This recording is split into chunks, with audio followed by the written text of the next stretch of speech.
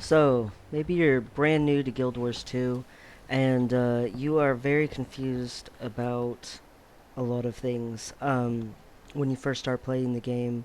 And the game does eventually help you understand these things, but it basically has access to a lot of things right off the bat that you later on discover, or stuff is blocked and you're not sure why it's blocked. So when you very first start playing the game, maybe you started playing because you got the free to play for you're first starting out. You didn't buy any expansions, nothing like that, and you're playing and you're like, oh hey, I'm in base game content. So base game content is essentially um, a lot of like this map right here is not exactly all base game content. There's some down here, and then, like, for instance, this little map right here isn't part of base game content. So there's a couple of them that aren't part, but for the majority part, you've got this big, like, rectangle of content here that the majority of it is part of base game, plus these three maps down here. And when you get this, you're like, oh wow, where do I go? What do I do? All this kind of stuff. At first, your map is completely um, blurred, and it looks more like this does up here, where you can not see details of what's happening on the map. And then as you explore, it exposes itself. When you get the free game, you start out into the world, and you immediately at level 10 get your first piece of story. And your story at first is your personal story. Your personal story is determined by some of the choices you make during character creation, and your personal story is also determined by the path that you end up choosing for which pact you go with. So when you make those choices, it will have a different storyline than if you didn't do those things. The other thing is this is only the story that you are expected to go with or whatever until you get to level 80. It's an introduction into getting to know yourself as a character and feeling like your character has an actual role and a special place in this world.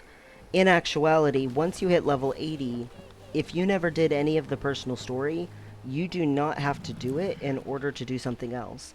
I got on this character in specific because on my personal story, I can continue my personal story if I want to, but in actuality, I only got to chapter 5 on this character with the personal story. And then I skipped all of Living World 1 and went straight to Living World Season 2. But instead of doing the first couple of episodes of it, I said, I'm gonna go start here. Once you get to level 80, any amount of story content you have, you can access in any way or direction or path that you want to.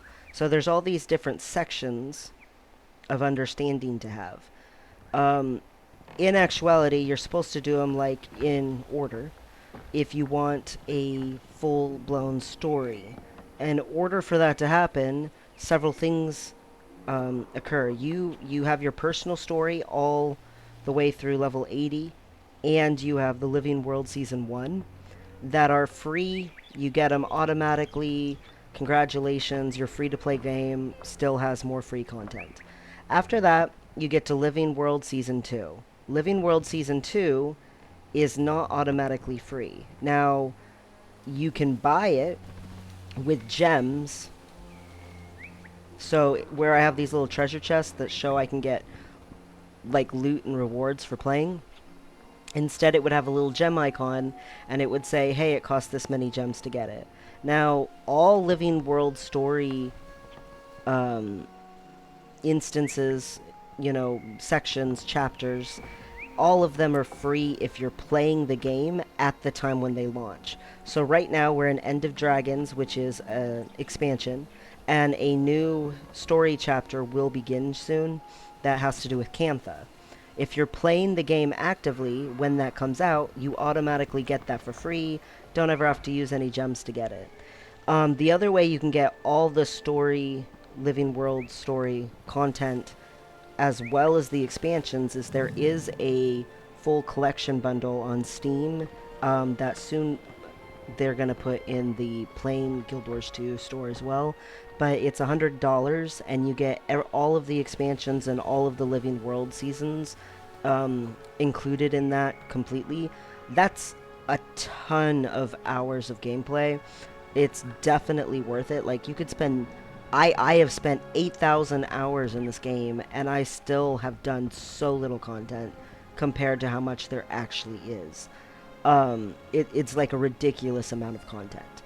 The biggest thing is a lot of people focus on expansions because that's what they're used to with other MMORPGs. They're like, oh, here's the big expansion. This is the important thing.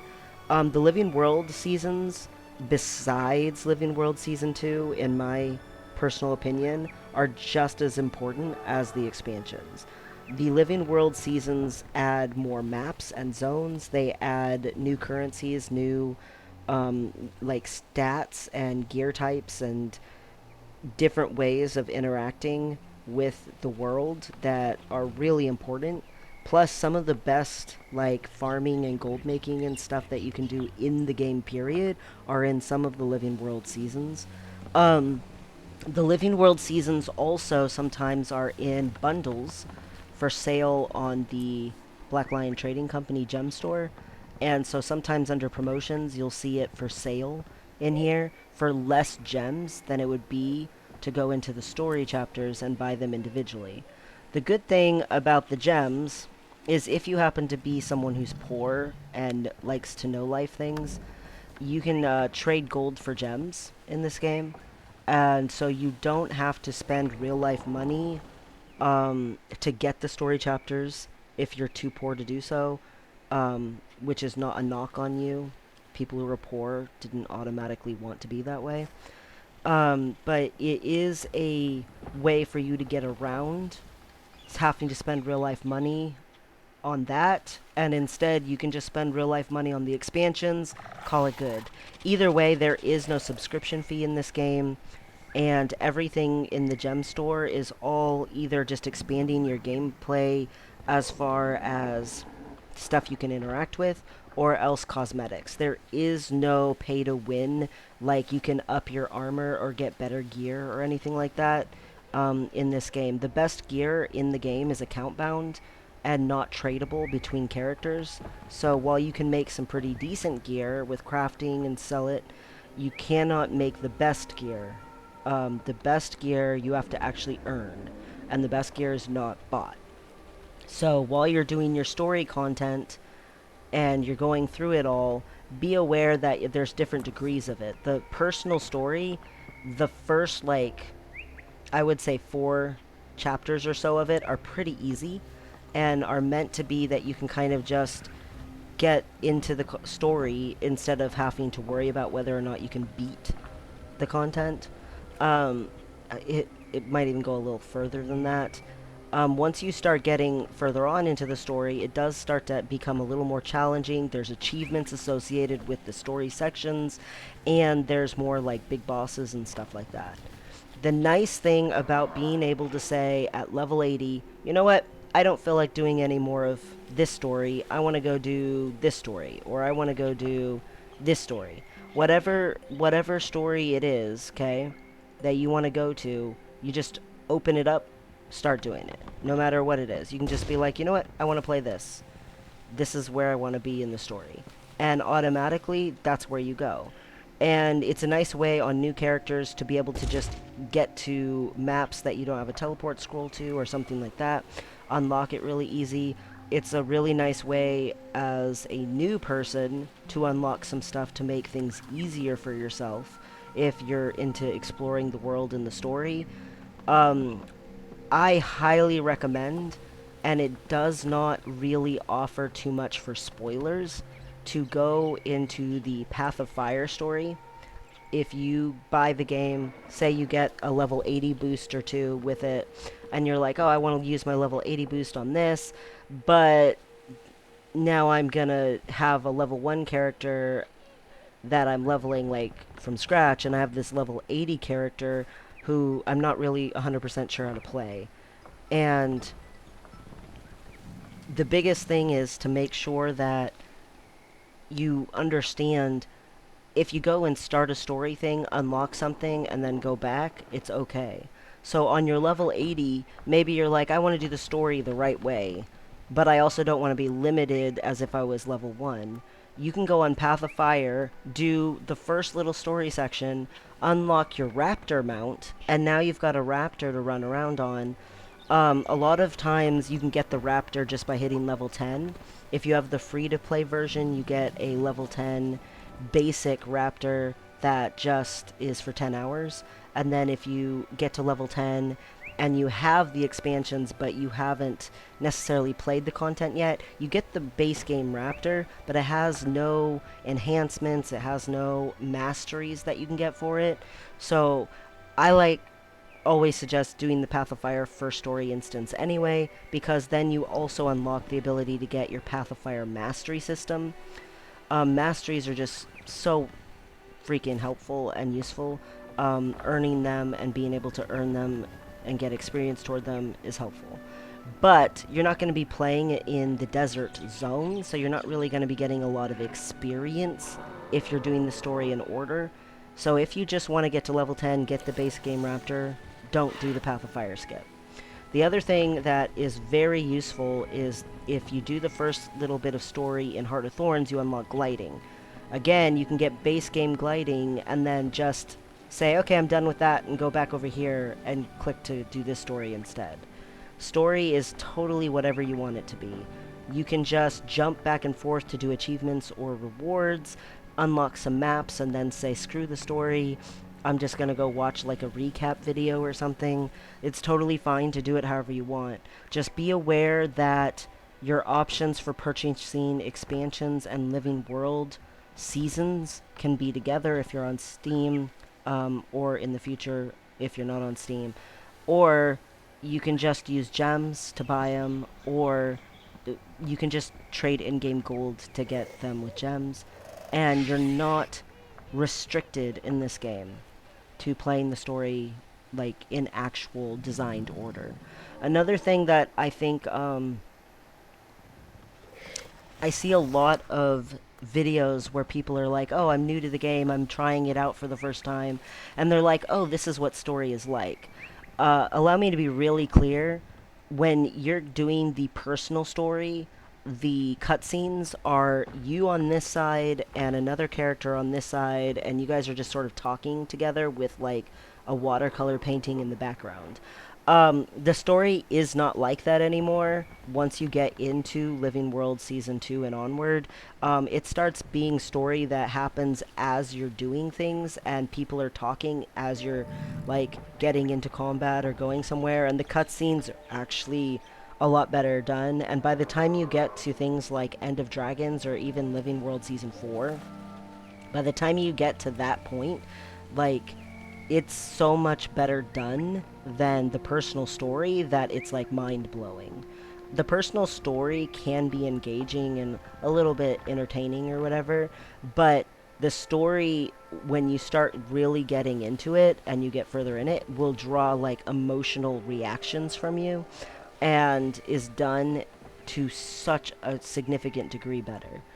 Um, I will say for a new person just starting out, if you really are just going to level straight from level 1 to level 80 and then just do the story directly and not like skip around and everything, it takes a long time. Don't get this big lofty goal of going through all of the story content in your head and then get overwhelmed by it, because by the time you're to like starting Heart of Thorns, you're overwhelmed. Like, there's a lot of story content to get through. Try to quote unquote forgive yourself if you do need to skip around or take breaks. It's okay to give yourself permission to say, you know what, this is a really long chapter. I'm gonna come back to it. um, I've had to do that before on characters. I only have one character that I have played every shred of story through on, and did it all as it came out and all of that kind of stuff. Every other character I skip around quite a bit on because it's a lot. There is a lot of story. This game's been out for 10 years and people act like, oh, because there's only 3 expansions, there's only 3 sections of story, when in actuality the game was not dead between those expansions. The game was still creating story content and maps and currencies and content. And all of that story is between branching what happened from the last expansion leading into the next expansion. And there's a lot of explanation there that if you just went straight from Heart of Thorns to Path of Fire, and then from Path of Fire, the ending of it, straight to End of Dragons, you're gonna be like, well, what happened? What how did we get from that to this? So there's a lot of things that happened in between. Make sure you don't overwhelm yourself, and make sure you don't, confuse yourself. And that's really my only suggestions. The story content is like the rest of the game. It's meant to be explored.